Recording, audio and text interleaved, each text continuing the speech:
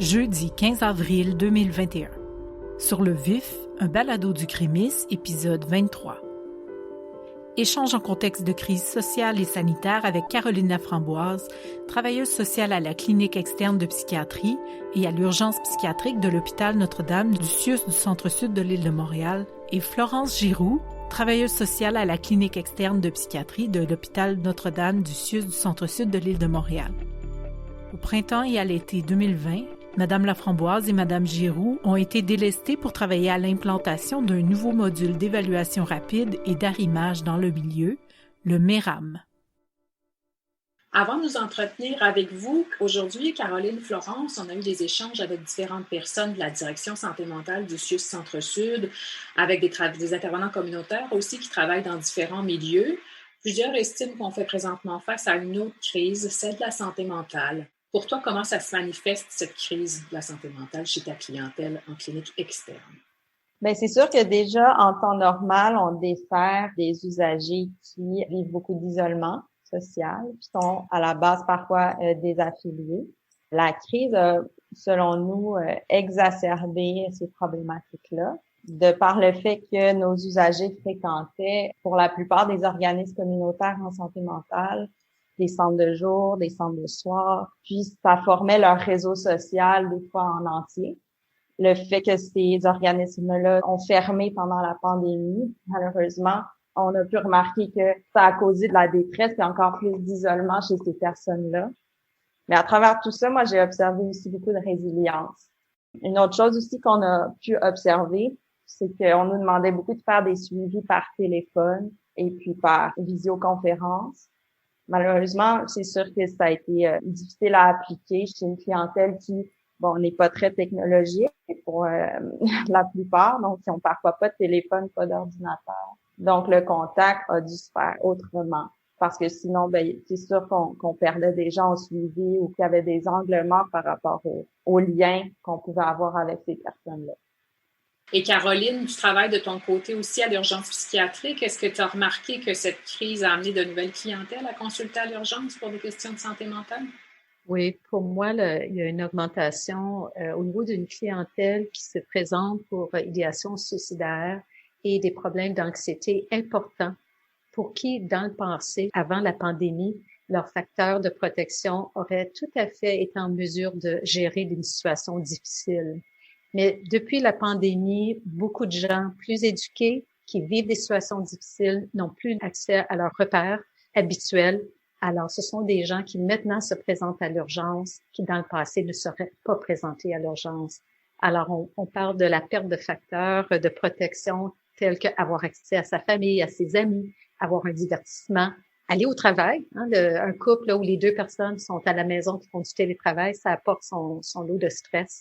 Alors ça, c'est pour moi une nouvelle clientèle qui consulte à l'urgence en temps de pandémie. Et l'autre clientèle que j'ai vue qui consulte plus à l'urgence en temps de pandémie, c'est les gens qui ont une difficulté avec la toxicomanie, qui dans le passé avaient accès à des thérapies et plusieurs centres ont dû fermer. C'est plus compliqué d'avoir accès à une thérapie et malheureusement, les gens aboutissent à l'urgence dans ce contexte-là, à défaut d'avoir accès à la ressource.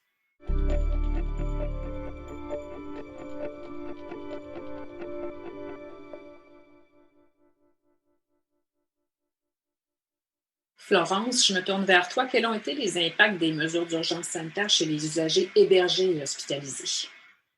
Bien, c'est sûr que ça a été très difficile pour autant les usagers qui sont hospitalisés que pour les usagers qui sont hébergés dans les résidences en santé mentale, de par le fait que ils sont confinés à leur chambre ou à la résidence quotidiennement.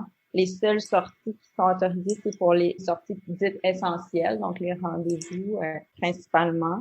Puis les sorties doivent être pour la plupart accompagnées.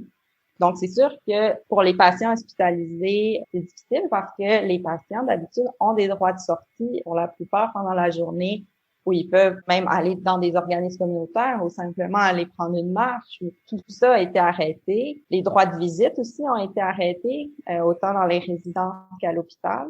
Donc, pour le rétablissement, c'est sûr que ça freine beaucoup. Je vous invite d'ailleurs à aller voir le collectif de défense de droits en santé mentale, Action Autonomie, qui ont monté un excellent dossier sur le sujet avec des témoignages et tout ça. Je pense que ça vaut le coup d'œil parce que c'est vraiment un enjeu là actuellement.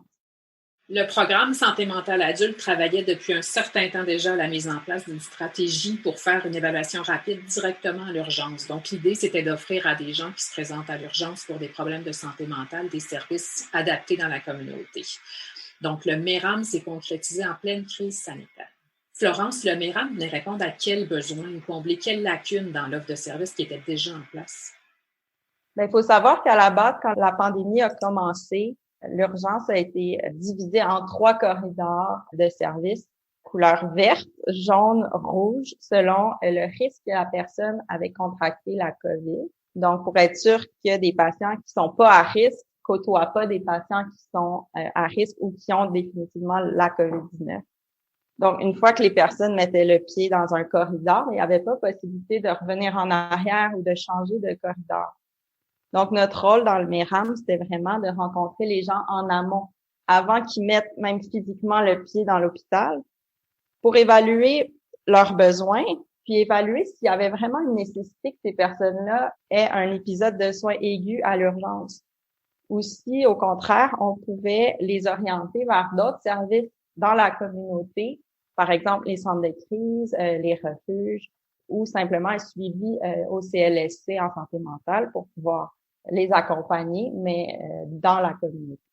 Aussi, ce que je rajouterais, c'est que ça a été facilitant pour les usagers qu'on connaissait bien de par leur suivi de longue date à l'hôpital Notre-Dame en santé mentale. Donc, quand on les voyait arriver à l'urgence, on peut automatiquement contacter un intervenant qui est impliqué auprès de cette personne-là pour que cette personne-là puisse se rendre à sa rencontre, puis intervenir et idéalement gérer la crise à l'extérieur de l'urgence, finalement. Et Caroline, qu'est-ce que le MERAM change pour les personnes qui se présentent dans les services à l'urgence? Je vais dire principalement, le MERAM a permis et continue à le faire, l'arrimage avec la suite. C'est souvent ça le maillon faible. C'est une fois que quelqu'un consulte à l'urgence, c'est accéder au service. Une référence est faite, mais il y a un temps d'attente. Avec le programme MERAM, on a pu accélérer ce processus-là. Alors, il y a eu des situations où les gens du CLSC se déplaçaient en dedans d'1 heure, venaient rencontrer la personne et même quittaient l'urgence avec la personne, des fois pour l'accompagner dans un refuge, mais certainement le suivi commençait à ce moment-là. Alors, là, on parle d'une population, entre autres, la différence avec MERAM, d'une population souvent qui est difficile à rejoindre, hein? Pas tout le monde a un cellulaire, pas tout le monde a une adresse courriel. Et c'est des gens qui souvent sont perdus dans le temps entre une visite à l'urgence et le service actuel en santé mentale. Alors, MERAM permettait un meilleur arrimage avec le service tout de suite. Alors, il y a moins d'échappées, hein. Et l'autre chose que je peux dire pour MERAM, le fait qu'on a un lien facile et étroit avec les services en santé mentale via le guichet d'accès, c'est les gens qui ont un peu une hésitation à consulter en santé mentale. Alors, avec l'accès personnalisé, ça augmente les chances qu'il y ait un bon suivi qui va être mis en place. Alors, pour nous, c'est un immense plus. Florence, de ton côté, est-ce que tu aurais un exemple d'une situation où le MERAM a fait une vraie différence dans la vie d'un patient? Ben oui, en fait, je pense à un usager qui s'est présenté à l'urgence pour voir un psychiatre dans le contexte où il présentait des idées suicidaires, une grande souffrance, une grande détresse, en lien avec le fait que dans son logement, il y avait beaucoup d'accumulation d'objets. Donc, ça le mettait à risque d'expulsion, ça devenait insalubre, etc. On a rencontré l'usager, mais bon, c'est sûr que c'est une problématique qui est difficile à adresser à partir de l'urgence, parce qu'on n'a pas accès à son milieu de vie. Donc, ce qu'on a fait, c'est qu'on l'a arrimé avec une équipe du CLSC qui a pu se rendre chez lui dès le lendemain. Donc, monsieur était vraiment rassuré de ça. On a pu lui donner congé. Et puis, le suivi a débuté dès le lendemain. On a pu aller le voir chez lui et adresser cette problématique-là avec lui.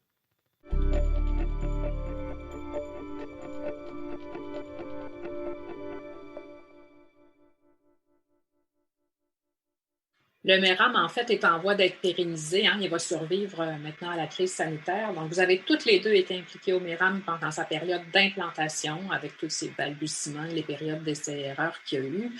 En fonction de votre expérience, selon vous, je me tourne vers Caroline en premier, qu'est-ce qu'on devrait garder de cette initiative?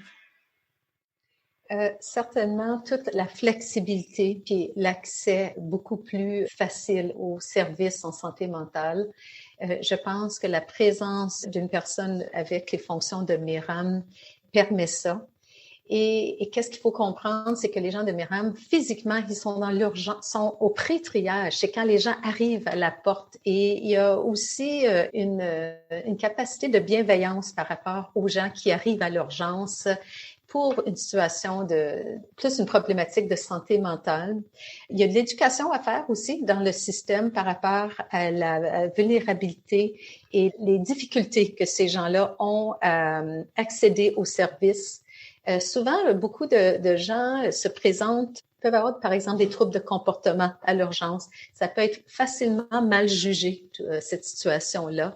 Alors, la présence de MERAM assure que les gens sont accueillis avec une bienveillance par rapport à leurs difficultés. Alors, pour moi, c'est quelque chose à préserver, tout à fait.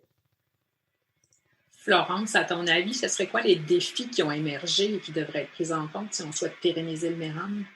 Bien, le principal enjeu, selon moi, c'est l'enjeu de la confidentialité, hein, parce qu'on rencontre des gens dehors, au triage, on n'a pas de bureau où on peut faire des entrevues, donc on est toujours dans des situations où il y a des gens autour. On aborde des sujets très sensibles, hein, la santé mentale, la détresse, la souffrance.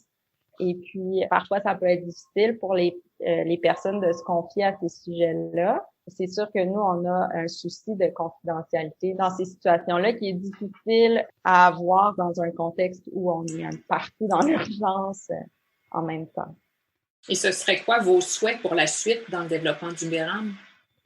Ben, je dirais que les gens qui se présentent à l'urgence ont besoin d'aide, ont besoin d'accompagnement ou de soutien dans la communauté. Et puis, on devrait, à ce sujet-là, oublier un petit peu l'aspect de sectorisation.